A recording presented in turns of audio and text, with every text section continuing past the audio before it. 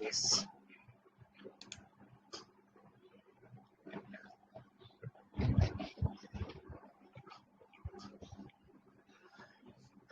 Good morning to all my dear friends. Everyone knows that today I have to discuss very landmark judgment prescribed in your syllabus. Name of the case is that Ajay Kumar Parmar versus State of Rajasthan. This particular case has been prescribed in Unit 5, and by this, with the help of this particular case, I have to discuss the committal proceeding under the CRPC. This is the landmark judgment. With the help of this, I have to discuss. This particular judgment is basically related to the section 209 of the CRPC and section 376 and 342 of the IPC. There are the many other provisions are also involved in this case, but basic focus will be only on the section 209 of the CRPC. Before going to discuss section 209 and this particular case, I want to remind to you that in the physical class, in the offline class, I thoroughly discussed what is the provisions of section 207, 208 and 209. At the time of discussion of the section 207, I told you that when the case has been registered on the police report, in that case, court will supply to the accused certain documents, and that supplying of the document must be free of cost. Among them, it was very clear that section message कर रहा था तुमसे इसीलिए time खराब class का live अब मत लिखो यार बार बार इसमें मत लिखो इसमें मुझे डिस्टर्ब हो रहा है संतोष अब कोई इसमें ग्रुप में नहीं लिखेगा My dear friends, at a time of discussion of the section 207, I clearly discussed that when the case has been shooted on the police report, in that case, documents statement regarding documents and statement recorded and prepared under these particular sections, these documents must be supplied to the accused free of cost. Here you can find the 154, 161, 164, 173, 175 like this. And section 208 is also similar to the section 207, but basic difference between section 207 and 208 is that in section 207 will be applicable only in those circumstances where case has been instituted on the police report, and section 208 will be applicable to all those cases other than police report. Here there is no need to repeat again and again section 207 and 208, and I hope that all of you are much more aware about these particular sections. When I was discussing section 209 at that time, I told you that section 209 is the committal proceeding under the CRPC. If you go to the whole CRPC, you will find certain provisions which are discussing about the committal proceeding. In previous class, I thoroughly discussed what is the basic difference between makeover and committal of the cases. Everyone knows that in the case of the committal proceeding, cases goes from lower to higher court. That is called the committal proceeding. And in the case of the makeover, cases comes from higher to lower authority. Here, if you go to the committal proceeding, you will find that section 209 and section 323 are the core sections under the CRPC which deals with the committal proceedings. There are the basic differences between 209 and 323, but due to the shortage of time, I am not going to discuss in detail what are the basic differences between 209 and 323. But everyone knows that I always share the PDF, and in that PDF today I discussed and analyzed many things, and I found many things about these particular sections. What are relations between 209 and 323? I thoroughly discussed here. And in the last, with the help of certain landmark judgment decided by the Honorable Odisha High Court.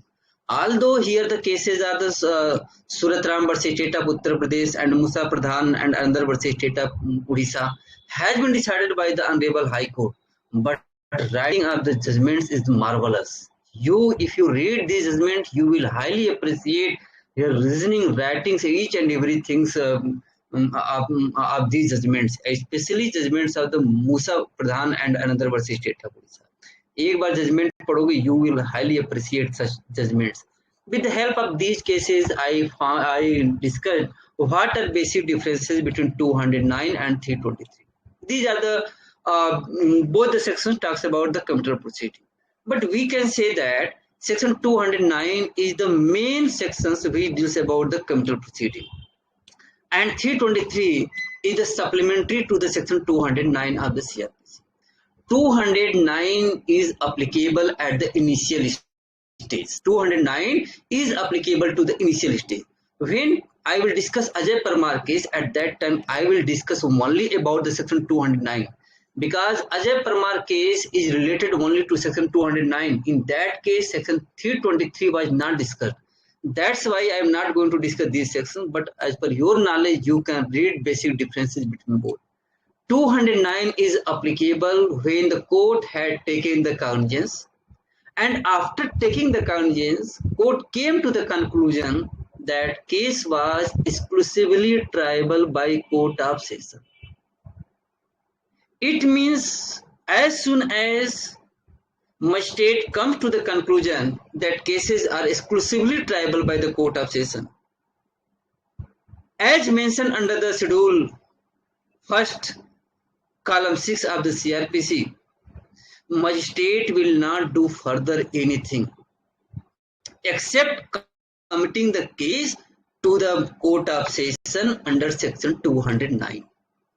If I am saying that case will be committed to court of session under section 209, it means before committing the case under section 209, magistrate will ensure that all the documents required by section 207 or 209, as the case may be, has been supplied to the accused.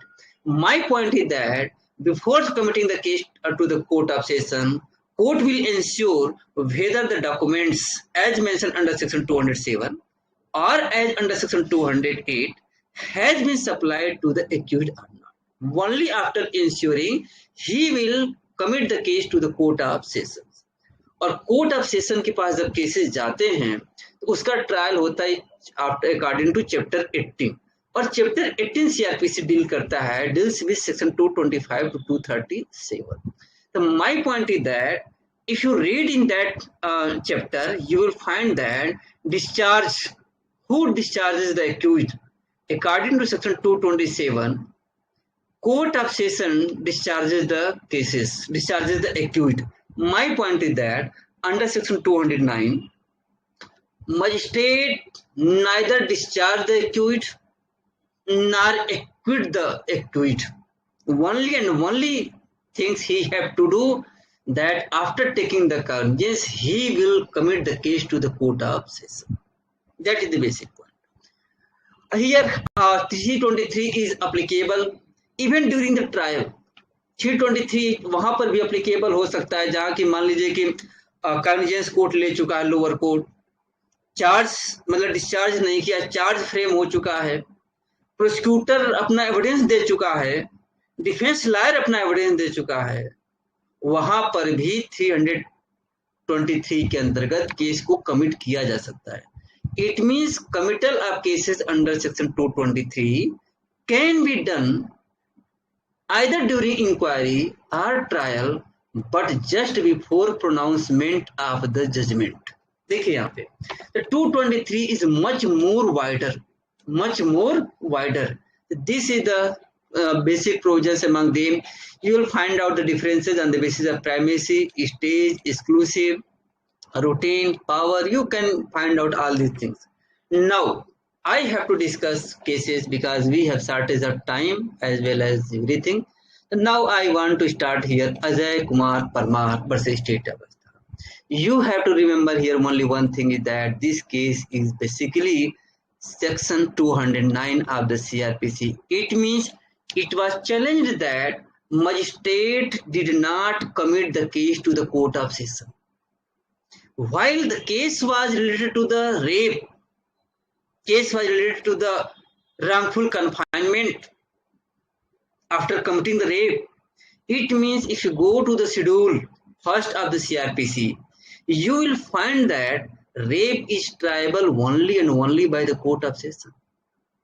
In the previous classes, I told you that taking cognizance and trial both are different things. Even in rape cases, magistrate first class can take the cognizance, takes the cognizance. Chief Judicial Magistrate take the cognizance. Although magistrate first class, Chief Judicial Magistrate can take the cognizance of the rape cases, but they can't try the cases. My point is cognizance and trial both are different things. When I was discussing 193 of the CRPC, at that day I told you that rule is that court of session can't take the cognizance. Only there are two exceptions. First exception is that except as hereinafter provided in this code, for the example section 199 subsection 2 of the CRPC. And other exceptions were exceptions under the special laws. For the example, Prevention of Corruption Act, SC/ST Atrocities Act, NDPS Act, POCSO Act. So that's why you have always made the difference taking the cognizance and conducting the trial. What happened in this case? Now, in your previous semester exam, they asked the question.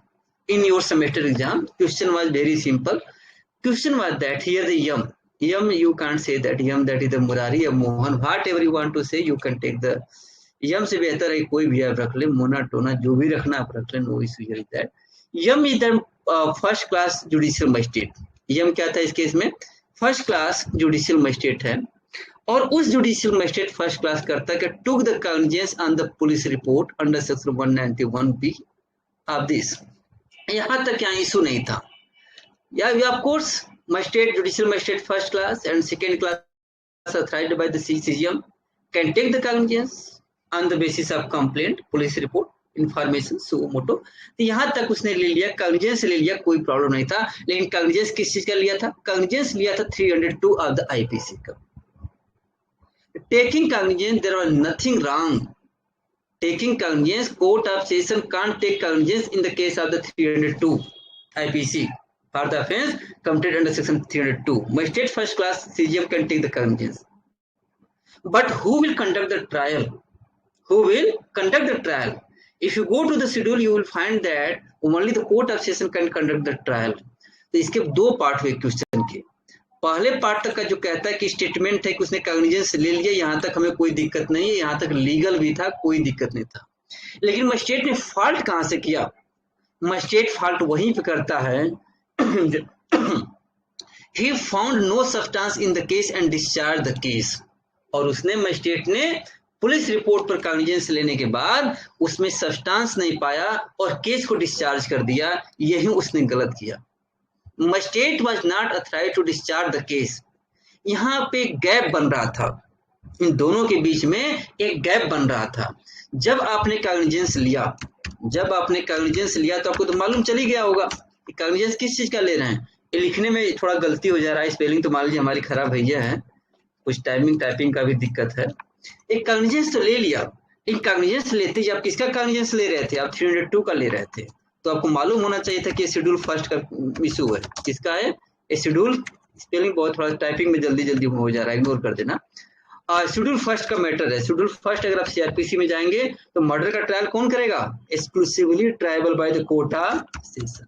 तो आपने क्या किया था? आपने वहां पे case को commit करने की बजाय आपने कोर्ट उसको डिस्चार्ज कर दिया था. आपसे यही गलती हुई. आपको वहां पे जब कॉग्निजेंस लेने के बाद मर्डर का केस बन रहा था तो आपको सब्सटेंस चेक करने की जरूरत नहीं थी कि whether that case is based on the merit और not. No, at that time you are not authorised. हाँ, कॉग्निजेंस लेने से पहले ही आप पुलिस रिपोर्ट को रिजेक्ट कर सकते थे. कॉग्निजेंस लेने से पहले पुलिस रिपोर्ट के मामले में अगर पुलिस रिपोर्ट सबमिट होती तो आपके पास 3 ऑप्शन थे. जस्टिस भगवती ने डिस्कस किया 1976 में कि पुलिस रिपोर्ट सबमिट होने के बाद भी court is not bound to take the cognizance. Court में टेक द कॉग्निजेंस. लेकिन अगर आपने कॉग्निजेंस ले लिया तो उसके बाद अगर ऑफेंस मर्डर का है, exclusively triable by court of session का है, तो आपको केस को कमिट करना चाहिए था, आपको 209 आपको सीआरपीसी का यूज करना चाहिए था। क्या यूज करना चाहिए था? आपको 209 आपको यूज करना चाहिए था। लेकिन यूज करने के बाद आपने करने के बजाय आपने क्या किया? यूज करने के बाद बजाय आपने डिस्चार्ज कर दिया, जबकि वास्तव में डिस्चार्ज करने का किसको पावर था? अगर offence is exclusively session court का ऑफेंस है, तो सिर्फ और सिर्फ उस मामले में सेशन कोर्ट ही डिस्चार्ज कर सकता है, क्योंकि 227 का एक अलग से सेक्शन ही लिखा गया है कि 227 में सेशन कोर्ट ही डिस्चार्ज करेगा। तो यहाँ पे यम नाम का जो मजिस्ट्रेट है, कॉग्निजेंस जब तक लेता है पुलिस रिपोर्ट पे बी में, फर्स्ट क्लास का है, that was no issue, he was a थ्राइट। लेकिन वह 209 को यूज करने की बजाय अगर वो डिस्चार्ज करता है एक्यूज को, that was totally wrong. Why wrong? Because he totally ignored section 209 of the CrPC. अगर 209 अगर समझ में नहीं आ रहा था, तो एटलीस्ट अगर 227 भी रीडिंग अगर करता, तो वहां भी क्लियर हो जाता कि offences exclusively triable by the court of session. In that case, accused can be discharged only by the court of session rather than by any court. That's why here in that problem, that was totally ignorance of the section 209 and 227 of the CRPC. Question कहता है कि he found no substance in the case and discharged A को discharge कर दिया। तो अब क्या होगा बताइए, क्या इसका रिप्लाई करना होगा? अब क्वेश्चन यहां से बनता है, इज इट वैलिड? क्या मजिस्ट्रेट ने डिस्चार्ज करके वैलिड काम किया या गलत काम किया?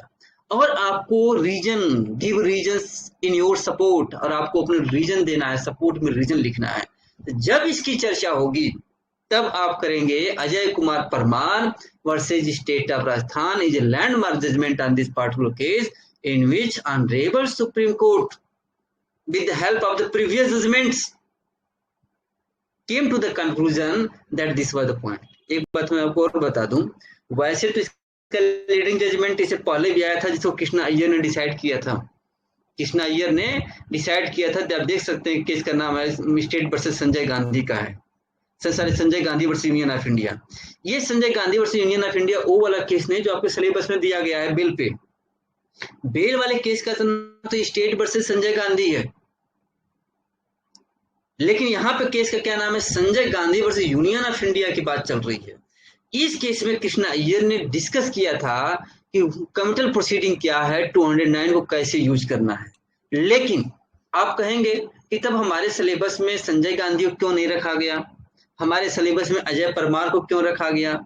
इसका रीजन ये है कि आपसे खासतौर से टीचर से उम्मीद की जाती है कि जब हम अगर संजय गांधी का पढ़ाते, एक बार को मैं अजय परमार को इग्नोर कर देता, लेकिन मैं अजय परमार को जब पढ़ाऊंगा तो संजय गांधी को इग्नोर नहीं कर पाऊंगा, क्योंकि यहाँ पे प्रोसिक्यूटर के साइड से, कह सकते हैं विक्टिम के साइड से, सॉरी एक्यूज्ड के साइड से इस तरह के केसेस को साइड किया गया है।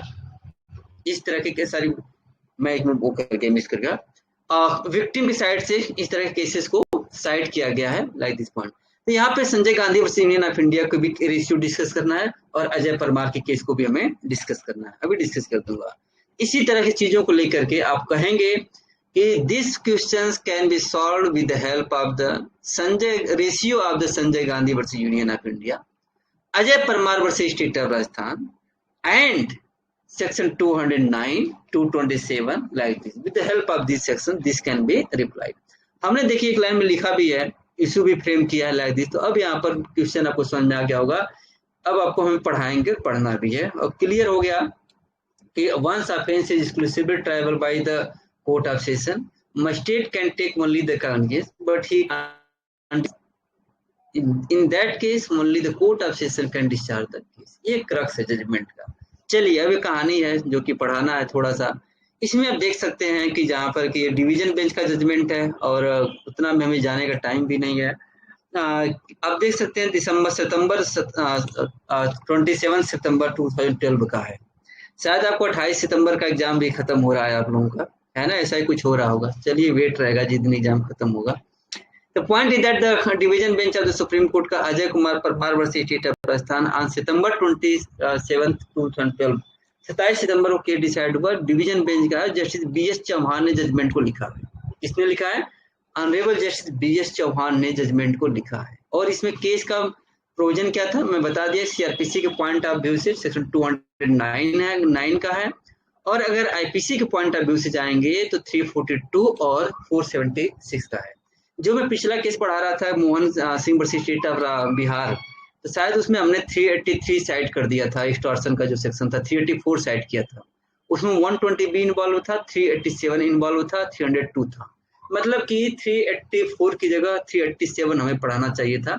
एक्सटॉर्शन के दोनों सेक्शन है, लेकिन थोड़ा सा पनिशमेंट को लेकर चेंज था, तो वहां पे थोड़ा सा करेक्शन कर लेना, 384 की बजाय 387 ही होगा।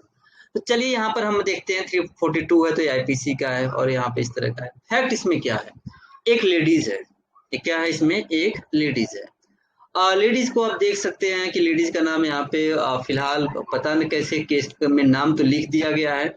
जनरली नाम नहीं लिखा जाता है क्योंकि IPC के अंतर्गत रेप विक्टिम का नाम लिखना पनिशेबल होता है। अब नाम कैसे लिखा गया या डुप्लीकेट नाम रखा गया था, जैसे भी नाम रखा गया, इसमें विक्टिम का नाम के रूप में ये बताया जा रहा है कि ये पुष्पा है। अब इस पुष्पा में वही वाला पुष्पा नहीं जो होता है ना कि क्या है फ्लावर समझा है क्या फायर, वो जो डायलॉग है जो भी हो। तो पुष्पा का जो पॉइंट है, एक लेडीज होती है, he she was very hard working, और किसी अन्य के जैसे डोमेस्टिक हेल्पर के रूप में एक दुर्गी नाम की लेडीज है उसके यहाँ एक काम करती है। मतलब कि सेल्फ रेस्पेक्ट के साथ अपने जीविकोपार्जन को, अपने लाइवलीहुड को ये अपन कर रही थी, और पिछले 6 सालों से वहां पे काम कर रही थी लेडीज। लेकिन जहाँ पे वो काम कर रही थी उसके बगल में ही एक कुछ फैमिली थी जिसके फैमिली में भी कुछ लोग थे, और उसी फैमिली में यहाँ पर आपका एक ट्वीट है। मतलब कि दुर्गी का नेबरिंग जो फैमिली है उसमें एक ट्वीट होता है, एक ट्वीट का नाम है अजय कुमार परमार। अभी क्या करता है कि जब घटना घटित होती है, 1997 की घटना है जिसमें एक रेप होता है। 1997 में मोबाइल का ऐसा कोई सिस्टम नहीं था। उसमें क्या होता था कि टावर होते थे, जैसे मान लीजिए लैंडलाइन फोन हुआ करते थे।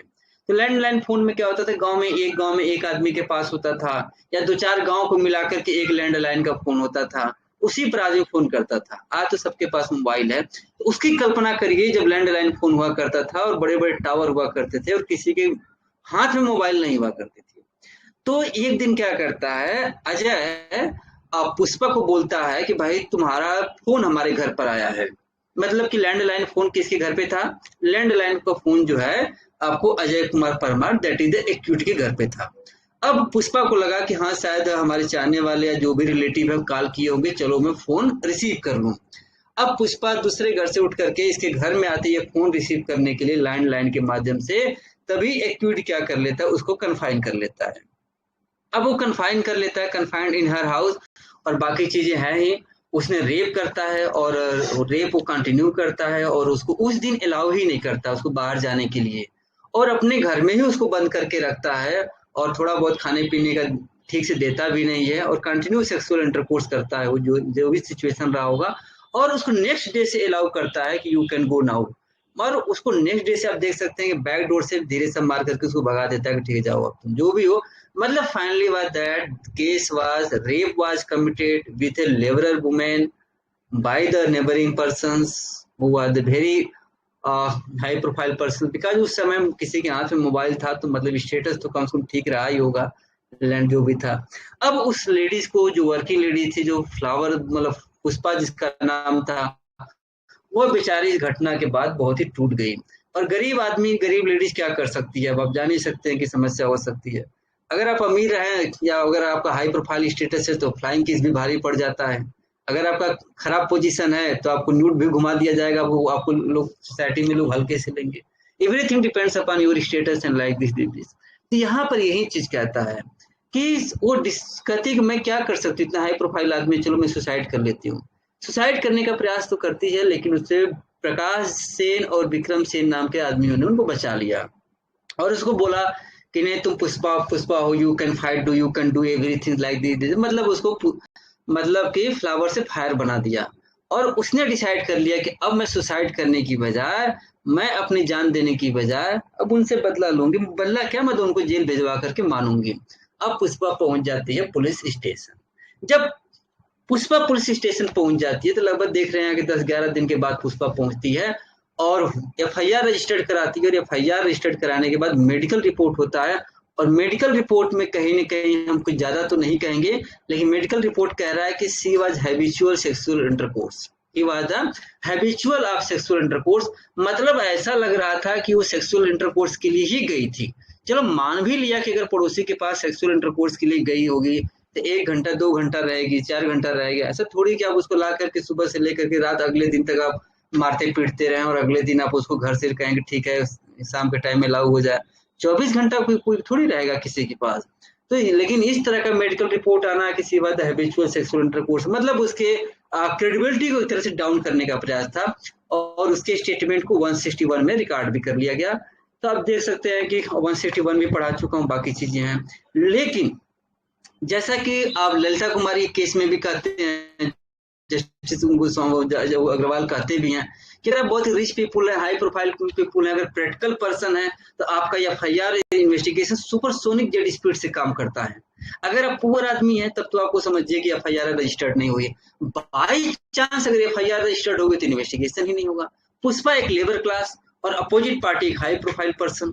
अब इस मामले में एफआईआर तो रजिस्टर्ड हो गई, इन्वेस्टिगेशन के दौरान स्टेटमेंट विक्टिम का रिकॉर्ड तो हो गया, लेकिन further police was not interested to make any investigation, so she was full of sorrow, so she decided to go to the CGM। तब कहा कि एग्जीक्यूटिव से हमारा भरोसा उठ गया, अब वो पहुंचती है सीजीएम के कोर्ट के पास। सीजीएम सिरोही, सिरोही आप जान सकते हैं, सिरोही एक जगह है, डिस्ट्रिक्ट है शायद राजस्थान का, और वहां पे सीजीएम को एक एप्लीकेशन देती है और कहती है कि मिलाट्स एफआईआर हो गया, इन्वेस्टिगेशन हो गया, लेकिन इन्वेस्टिगेशन चल नहीं रहा है, ये तो हमें और हरास कर रहा है, प्लीज डू फास्ट। तो अब सीजीएम ने 9 अप्रैल के दिन एप्लीकेशन दिया गया, और उसी दिन सीजीएम ने एप्लीकेशन को डिसमिस करते हुए फर्स्ट क्लास मजिस्ट्रेट को डायरेक्शन दिया। एक काम इसने बढ़िया किया कि सीजीएम ने 9 अप्रैल को एप्लीकेशन लिया, उसी दिन एप्लीकेशन को डिस्पोज किया और डायरेक्शन दिया फर्स्ट क्लास मजिस्ट्रेट को कि इसका तुम 164 में स्टेटमेंट रिकॉर्ड कराओ। When I was discussing unit second, at that time I thoroughly discussed what is the section 164, and at that time I told that 164 must be divided into 2 parts. First part is that regarding the confession and second part is regarding the statement। तो अब यहाँ पे हमें दोबारा discuss करने की जरूरत नहीं है। कुल मिला करके सीजीएम सिरोही ने फर्स्ट क्लास मजिस्ट्रेट को डायरेक्शन दिया शिवगंज के कि भाई इसका स्टेटमेंट 164 में भी आप रिकॉर्ड करो। सीजीएम के डायरेक्शन को फॉलो करते हुए 164 में भी स्टेटमेंट रिकॉर्ड हो गया। अब रिकॉर्ड हो गया, एक उम्मीद जगी बेचारे को कि चलो अब तो मान लीजिए पुलिस काम ठीक से नहीं कर पा रही थी, 161 में पुलिस स्टेटमेंट ठीक से रिकॉर्ड नहीं कर रही थी। अब उसे लगा कि 164 में स्टेटमेंट रिकॉर्ड होने के बाद हमारा केस बहुत मजबूत हो रहा है, वो मतलब एक उम्मीद जग रही थी। लेकिन अचानक एक ऐसा दिन आया जो उसके लिए बहुत ही कष्टकारी था। जुडिशियल मजिस्ट्रेट फर्स्ट क्लास ने यहाँ पे cognizance नहीं लिया, he did not take the cognizance of offenses under section 379 376 and like this, और बिना cognizance लिए हुए, बिना पुलिस रिपोर्ट के बारे में कुछ खास कहे हुए, उन्होंने सीधे ही क्या किया, केस को एक्विटल कर दिया। Accused was acquitted by the judicial magistrate of the first class। Now in that case a decision of the first class magistrate was challenged by the victim in the court of session। She was argued before the court of session। अब देख सकते हैं revision petition was filed to the court of session Sirohi. उसने victim ने challenge किया कि मिलार्ड्स ये कैसा है, जब आपके पास पुलिस रिपोर्ट आ चुका था, 161 में स्टेटमेंट रिकॉर्ड हो चुका था, 164 में स्टेटमेंट रिकॉर्ड हो चुका था, तो उस मामले में आपको कॉग्निजेंस लेकर के आपको पुलिस रिपोर्ट मतलब कि क्या बोलते हैं केस को कमिट करना चाहिए था। अगर कमिट नहीं भी करते तो दोबारा पुलिस रिपोर्ट पूरा दोबारा इन्वेस्टिगेशन का डायरेक्शन दे देते, दोबारा भी इन्वेस्टिगेशन करा लेते, आप कहीं पर भी करा लेते इन्वेस्टिगेशन, 156 क्लास 3 में भी करा लेते, या मान लीजिए बहुत ज्यादा 173 के सबसेक्शन 8 में करा लेते, लेकिन आपने तो सीधा कुछ करा दिया। अब इसी बात को लेकर के सेशन कोर्ट में रिवीजन पिटीशन फाइल हुआ और सेशन कोर्ट ने इस पर संज्ञान ले लिया, और सेशन कोर्ट ने कहा कि जुडिशियल मजिस्ट्रेट फर्स्ट क्लास का जो डिसीजन था वो टोटली गलत था। और क्यों कहता है, और इस तरह से सेशन कोर्ट ने लोअर कोर्ट के डिसीजन को रिवर्स करते हुए कुछ अपने ग्राउंड दिए।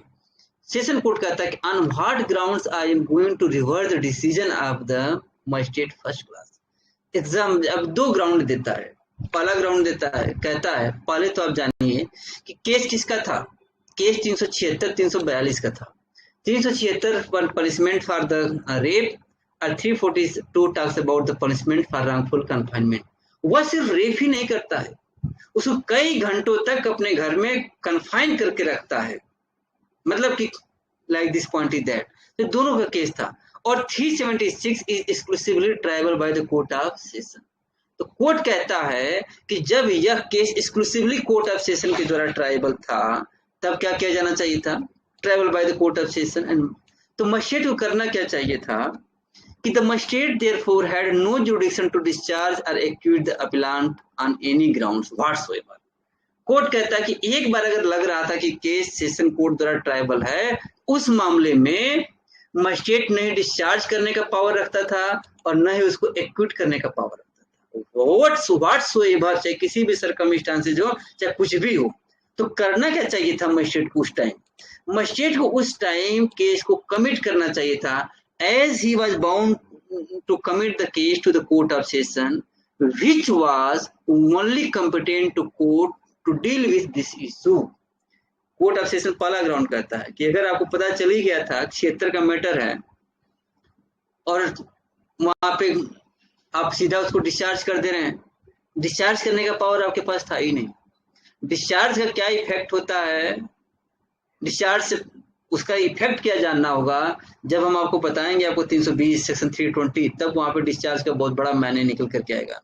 This is not the suitable time to discuss the meaning of the discharge, but at time of the next class, I'll thoroughly discuss what is the meaning of discharge. तो यही court कहता है कि he was bound to commit the case to the court of session, but he was not did so, so that was not the good habit. अब यहाँ पे lower court difference बताने का प्रयास करता है। कहता है कि ओल्ड सीआरपीसी में क्या प्रोविजन था और न्यू सीआरपीसी में क्या प्रोविजन था। कोर्ट कहता है कि ओल्ड सीआरपीसी में एक सेक्शन हुआ करता था, जो सेक्शन था 207A। 207A ओल्ड सीआरपीसी में कहता था कि अगर आप कॉग्निजेंस ले लेते हैं तो केस को कमिट करने से पहले, कोर्ट ऑफ सेशन को केस को कमिट करने से पहले आप उसको इंक्वायरी कर सकते थे, अब जान सकते थे कि whether this case is suitable to refer the case to the court of session और not.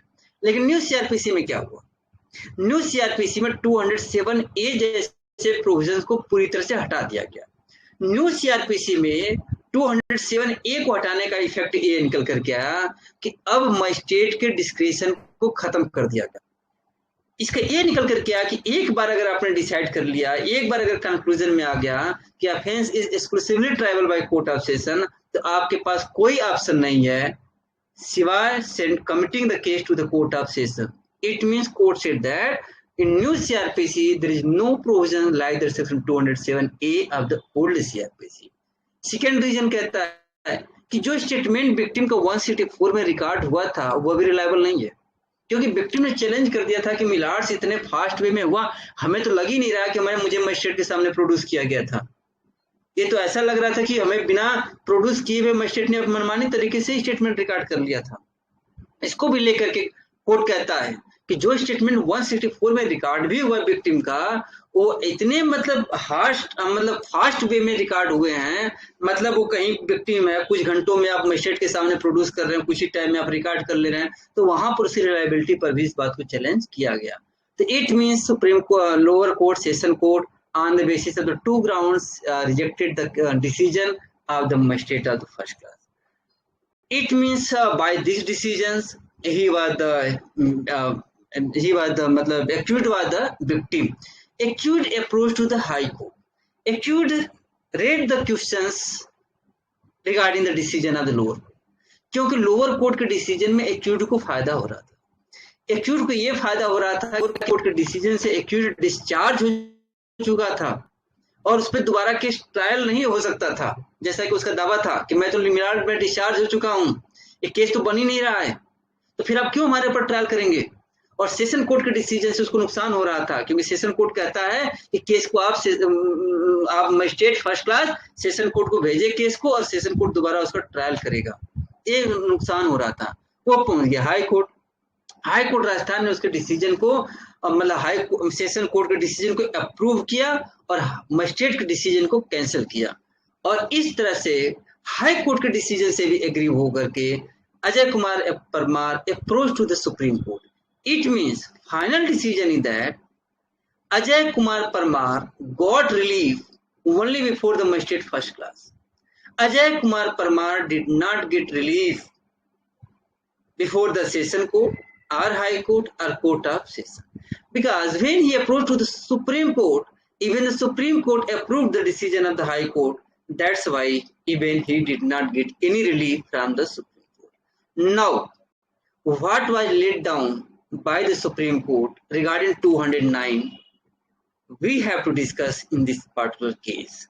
Decision of the Supreme Court is also very clear that magistrate can't discharge the case. Once offence is exclusively triable by the court of session, magistrate can't discharge the case. He is bound only and only to commit the case. यही बात supreme court कहता है। Supreme कहता है कि अगर पूरा scheme अगर आप सीआरपीसी का पढ़ लें, खासतौर से 207 to 209 का स्कीम पढ़ लें, स्कीम अगर आप पढ़ लेंगे 207 209 का, तो इसमें क्या निकल करके आएगा? निकल करके यही आएगा कि मैंडेट, ये क्या हुआ? एक मिनट क्या हुआ? वॉइस ब्रेक हुई थी। अच्छा, हमारे स्क्रीन से थोड़ा सा हट गया, 1 मिनट वेट करना, ठीक ना? पैसे कहाँ चला गया ये? ऑनलाइन हो ना अभी तुम लोग? जी सर। कैसे हो? स्क्रीन है खत्म हो गई इसे तो।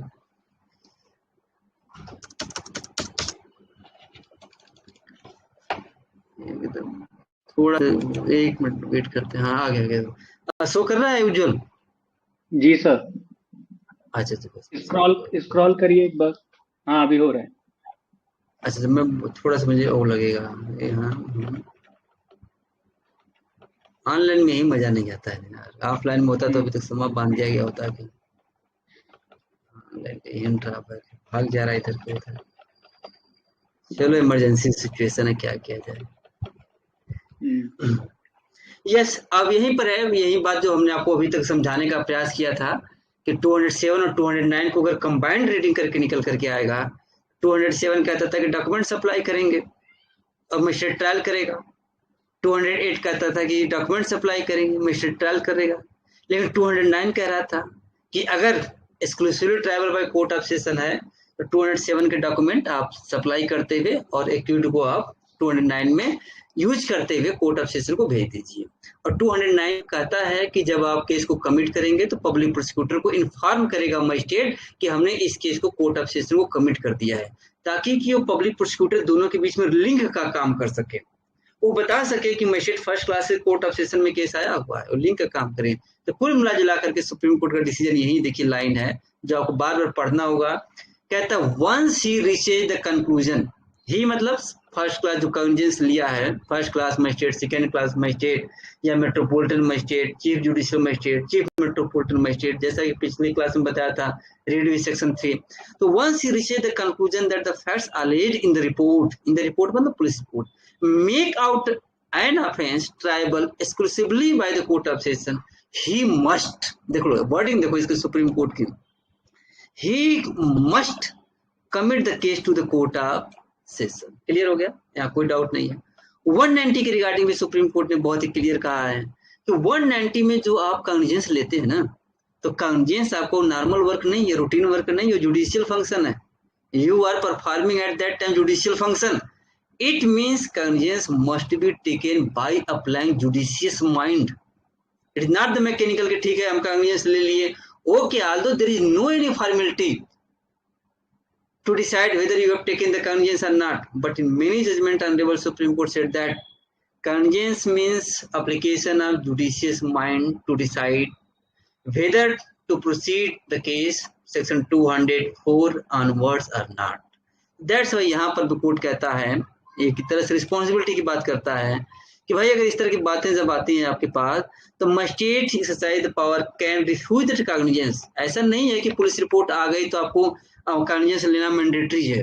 अगर नहीं आपको मटेरियल लग रहा है तो रिजेक्ट भी कर सकते हैं आप, लेकिन रिजेक्ट कर सकते हैं तो बाकी चीजें आपके पास हैं। The magistrate must in such cases satisfied the complaint case diary करा कि जब इस तरह का अगर आप किसी को रिजेक्ट कर रहे हैं, आप अगर आप कॉन्फिडेंस लेने से मना कर रहे हैं पुलिस रिपोर्ट पे, तो उससे पहले आपको क्या क्या करना पड़ेगा। ऐसा नहीं कि हमारा मन कर रहा है कि आज हमारा मूड नहीं है, चलो आज हम ये कर देंगे वो कर देंगे, मन से काम नहीं चलता है। कोर्ट कहता है कि आपको कंप्लेंट केस को आपको सेटिस्फाई करना होगा, डायरी को पढ़ना होगा, केस डायरी को, विटनेसेस के स्टेटमेंट को रिकॉर्ड किए गए उनको पढ़ना पड़ेगा, मतलब कि पूरा कंप्लेंट पढ़ना होगा, केस डायरी पढ़ना होगा, स्टेटमेंट विक्टिम के जो स्टेटमेंट रिकॉर्ड किए जाते हैं 161 में 164 में, मतलब कि after analysing all the documents whatever are available before you, only after that you can take cognizance under section 190. It means at this stage the magistrate performs judicial function, he is not performing like. लेकिन अगली line supreme court जरूर कहता है कि but you can't appreciate the evidence on record. Appreciate का मतलब क्या होता है, ये कॉम्पिटिटिव एग्जाम में पूछता है कि मजिस्ट्रेट किस स्टेज पर एविडेंस को अप्रिशिएट कर सकता है। अप्रिशिएट वर्ड जब आएगा जब क्रिमिनल लॉ में, तो वहां पर अप्रिशिएट का मतलब ये होता है कि एविडेंस को पूरे अंदर से खंगाल देना, मतलब होता है ना कि बाल के खाल या पता नहीं क्या बोलते ना, खाल नोच, मतलब जो भी चीजें हैं बाल के खाल निकालना, ऐसे कुछ है, क्या होता है उज्जवल, जो भी होता हो, मतलब माइन्यूट डिटेल, इसका इंग्लिश बहुत बढ़िया है। However, there is no need to go in minute details to analyze the evidence. Appreciate evidence को आप तब करेंगे जब ट्रायल चलेगा, आपको कॉग्निजेंस लेने के स्टेज पर अप्रिशिएट करने की जरूरत नहीं है। हाँ, लेकिन इतना तो जरूर है कि आपको कॉग्निजेंस लेने से पहले जो मटेरियल आपके पास रिकॉर्ड है उन पर आपको ध्यान देना ही पड़ेगा। तीसरा point, offence cognizable bye court of session, तो वही निकल करके आता है कि अगर पिनल स्टैट्यूट हैं, जो भी चीजें हैं, अगर एक बार क्लियर हो गया कि नहीं भाई ये कोर्ट ऑफ सेशन द्वारा ट्राइबल है, तो you have to go in that case. तो उसी बात का रिपीटेशन है और कुछ खास इसमें नहीं है, क्योंकि आप शेड्यूल फर्स्ट से जाकर के देख सकते हैं कि कौन कोर्ट कॉग्निजेंस लेगा नहीं लेगा, ठीक है। अब यहाँ पे कहते हैं ओल्ड एंड न्यू सीआरपीसी की बात आती है। यहाँ पे ओल्ड एंड न्यू सीआरपीसी कहता है कि ओल्ड सीआरपीसी में 207 सेक्शन था, ओल्ड सीआरपीसी में सेक्शन 207 था। एक बार हम और बता दें, हम आपको 437 पढ़ाए थे। 437 में काउंटिंग था, 2 ईयर जो था ना कि 3 years in both times he must be convicted for 3 years and total must not be less than the 7 years. कई लोगों ने कहना शुरू कर दिया कि जिसका जो भी अप्रोच रहा होगा कि नहीं लॉ कमीशन ने बोला है कि ये गलत है, ये बोला गलत है, वो बोला गलत है, ये कुछ गलत नहीं है। ओल्ड सीआरपीसी में जो लाइनिंग जो था ना कि 3 years not less than 3 years, जो लाइनिंग जो था ना लास्ट वाला, वो ओल्ड सीआरपीसी में था ही नहीं, पहली बार 19 सीआरपीसी में ऐड किया गया। जब किसी पार्टिकुलर प्रोविजन को या तो एग्जिस्ट हो, जब उसको आप डिलीट करते हैं तब भी वो इंटेंशनल काम होता है, और जब न्यू प्रोविजन में ओल्ड प्रोविजन को न्यू प्रोविजन में डाल रहे हैं और उसमें कुछ वर्ड सिर्फ आप ऐड कर रहे हैं। मान लीजिए कि ओल्ड सीआरपीसी से हमने 50 वर्ड ले लिया और उसी को न्यू सीआरपीसी में रख रहे हैं, और न्यू सीआरपीसी में 3 वर्ड हमने और ऐड कर दिया, तो पहले 50 + 3 53 हो गए। तो 3 वर्ड जो रखे जाते हैं ना वो इंटेंशनल होते हैं, और जब तक कोई जजमेंट के माध्यम से अगर उसे अनकॉन्स्टिट्यूशनल न कर दिया जाए या पार्लियामेंट उसे डिलीट न कर दिया जाए, it is rule of interpretation that the person must interpret in context of the existing law by presuming that law is good law. जब तक कोलेजियम सिस्टम को अनकॉन्स्टिट्यूशनल नहीं किया गया तब तक ठीक था। माय पॉइंट इज दैट वही ये कह रहा है कि न्यू ओल्ड सीआरपीसी में 207 था, जब मजिस्ट्रेट को कॉग्निजेंस लेने के बाद और केस को कमिट करने से पहले कुछ हियरिंग का अपॉर्चुनिटी था। लेकिन जब न्यू सीआरपीसी में 207 नहीं है, इसका मतलब ये है कि जैसे ही आपको कॉग्निजेंस लिए और आपको लगा कि नहीं cases must be commit to the court of session, तो you are bound to commit the court of session, you can't evaluate the evidence whether that is good or bad। अब यहाँ पर 164 के बारे में भी सुप्रीम कोर्ट कह रहा है कि इन दिस केस 164 में जो स्टेटमेंट रिकॉर्ड हुआ था वह प्रॉपर वे में रिकॉर्ड नहीं हुआ था, जैसा कि हम आपको बताए। और refusal of judicial magistrate to take the cognizance, court कहता है कि इसमें मजिस्ट्रेट ने जो रिफ्यूज किया कॉग्निजेंस लेने से वह टोटली रॉन्ग था। Refusal of judicial magistrate to take cognizance on the basis of 164। Magistrate ने क्या बोला? मजिस्ट्रेट ने बोला कि 164 में जो स्टेटमेंट रिकॉर्ड हुआ है वो बहुत रिलायबल नहीं है और इसलिए हम मतलब केस को मतलब कॉग्निजेंस नहीं लेंगे, हम प्रोसीड नहीं करेंगे। तो यही कोर्ट कहता है कि जिस तरह से विक्टिम को फास्ट वे में मूव कराया गया, जिस तरह से डराया धमकाया गया, बहुत सारी चीजों को देखने के बाद यहाँ पे मजिस्ट्रेट को सिर्फ 164 के स्टेटमेंट को ध्यान नहीं देना चाहिए था। 164 के अंतर के साथ साथ यह भी ध्यान देना चाहिए था कि एफआईआर में क्या लिखवाया गया है। यह भी ध्यान देना चाहिए था कि 161 में स्टेटमेंट रिकॉर्ड हुआ था, उसमें विक्टिम ने क्या कहा था, विटनेसेस ने क्या कहा था। उसमें यह भी ध्यान देना चाहिए था कि 173 में जो पुलिस रिपोर्ट सबमिट हुई है वह क्या कहता है। लेकिन मजिस्ट्रेट ने क्या किया? 154 एफआईआर रिजेक्ट किया, 161 का जो स्टेटमेंट रिगार्डेड ड्यूरिंग इन्वेस्टिगेशन उसको इग्नोर किया, जो पुलिस रिपोर्ट सबमिट हुई तो उसको इग्नोर किया। आपने इस तरह से लेकर के आपने किया तो that was totally wrong. The court should not pass an order of acquittal by resorting to course of not taking the cognizance. पूरी तरह से प्राइमा फेसाई एक गलत था like this where prima facie case is made out by the investigating agency.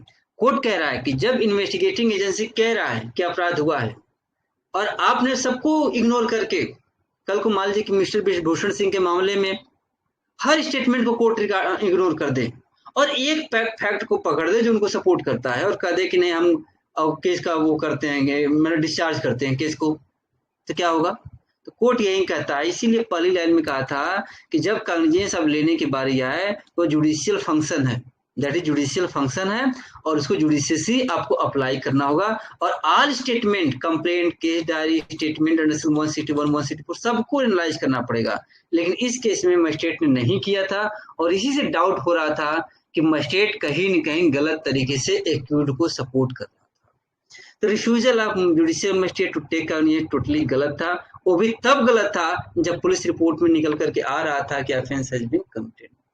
अब court कहता है कि इसमें क्या होता है, इतने तेजी से उसका स्टेटमेंट कन्फेशन रिकॉर्ड हुआ कि आप अंदाजा नहीं लगा सकते। एग्जाम्पल देखिए, वह बेचारी को सीजीएम ने कहा कि ठीक है, सीजीएम को एप्लीकेशन दिया, सीजीएम ने को एप्लीकेशन दिया था 9 अप्रैल 1997 को और सीजीएम ने उसी दिन एप्लीकेशन डिस्पोज किया और फर्स्ट क्लास के मजिस्ट्रेट को डायरेक्शन दे दिया कि आप इसका स्टेटमेंट रिकॉर्ड करिए। The fact which occurred in the front of the judicial magistrate and first class on this particular day and on 10th April का मतलब just उससे अगले दिन reveals that the court proceed with utmost haste by action taken hardly। Court कहता है कि 9 तारीख को डिसीजन आता है, डायरेक्शन आता है और आप उसको इतना फास्टली मॉर्निंग ये सब करके जितना जल्दी से उसका स्टेटमेंट रिकॉर्ड करवा लेते हैं, इतना हास्टी मैनर में, that was not the reliable. अब लास्ट पॉइंट है इसका, सुप्रीम कोर्ट ने अपने जजमेंट को कंक्लूड करने से पहले कहा कि हम कृष्णा अय्यर के रेशियो को फॉलो करेंगे और कृष्णा अय्यर ने Sanjay Gandhi versus Union of India case में इसको कहा गया था, ठीक है ना। तो Sanjay Gandhi versus Union of India वो बेल वाला केस नहीं है, 209 वाला केस है। हम आपको बताया था कि संजय गांधी के खिलाफ इमरजेंसी के बाद मोरारजी देसाई जी की सरकार चाह रही थी किसी न किसी तरह से इनको जेल में ठिकाने लगा दिया जाए, मतलब जेल में भेज दिया जाए। इसीलिए संजय गांधी के खिलाफ हर मामले को ओपन किया गया था। उसी में से एक ये भी था जिसको सुप्रीम कोर्ट डिसाइड करता है 209 के रिगार्डिंग सुप्रीम कोर्ट क्या कहता है, कृष्णा अय्यर क्या कहते हैं। कृष्णा अय्यर साफ शब्दों में यही कहते हैं जो हम वहां डिस्कस किए हैं, it is not open to the committal court. Committal court मतलब मजिस्ट्रेट फर्स्ट क्लास सीजीएम, इनके पास ऑप्शन नहीं है to launch a process to satisfy itself that prima facie case has been made out on the merit. आप case के merit को आप नहीं जज करेंगे। कमिटल कोर्ट कांट जज the merit of the case. It means committal court can use only to decide weather offence is exclusively triable bye court of session.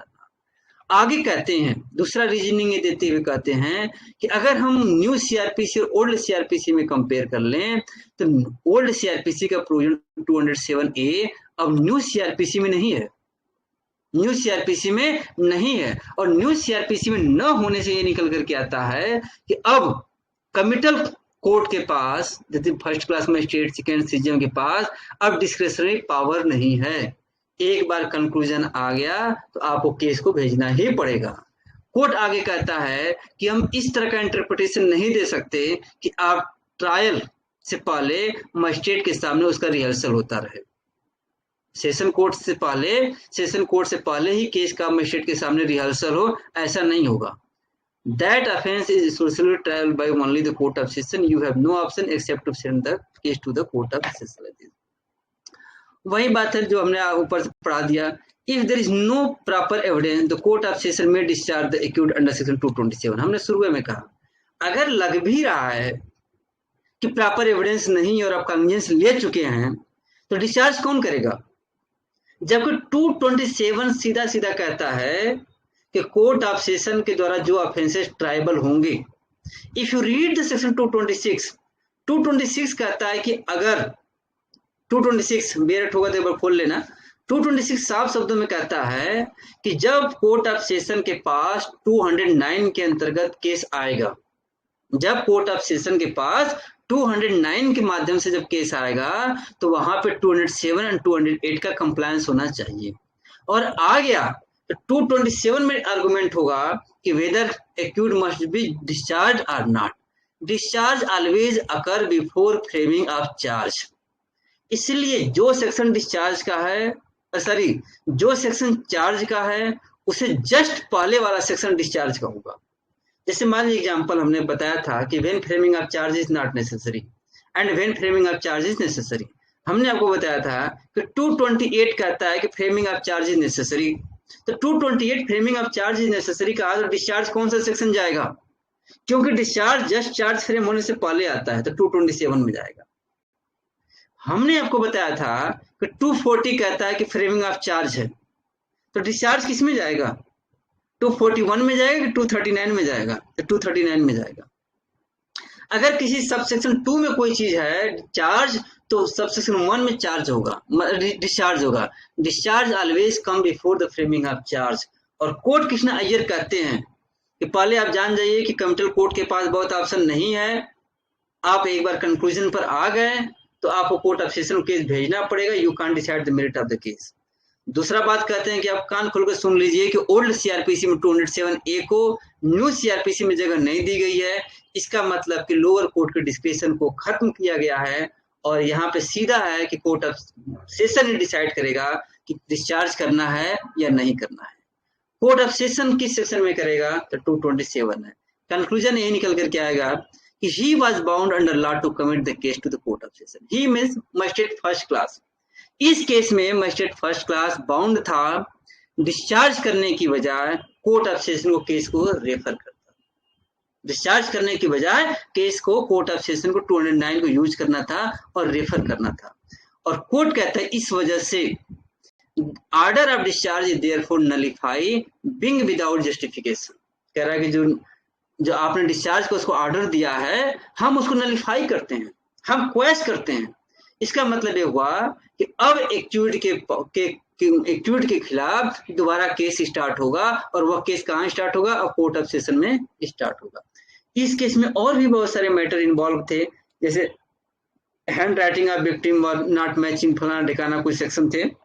Hand writing by evidence act के section को मैं यहाँ पे deal नहीं करने जा रहा हूँ। तो कंक्लूजन यही निकल करके आया, once offence is exclusively triable by the court of session, magistrate after taking the cognizance has no power except to commit the case, and only court of session has power under section 227 to discharge the case. So my conclusion is that you have to read thoroughly about the 209 and 323 for the purpose of the interview.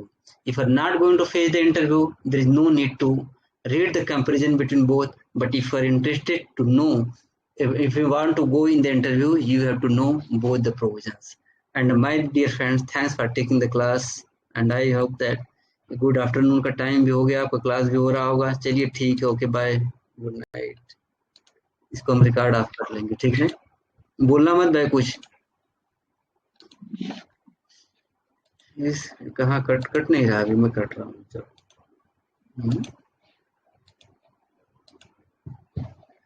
end video chat।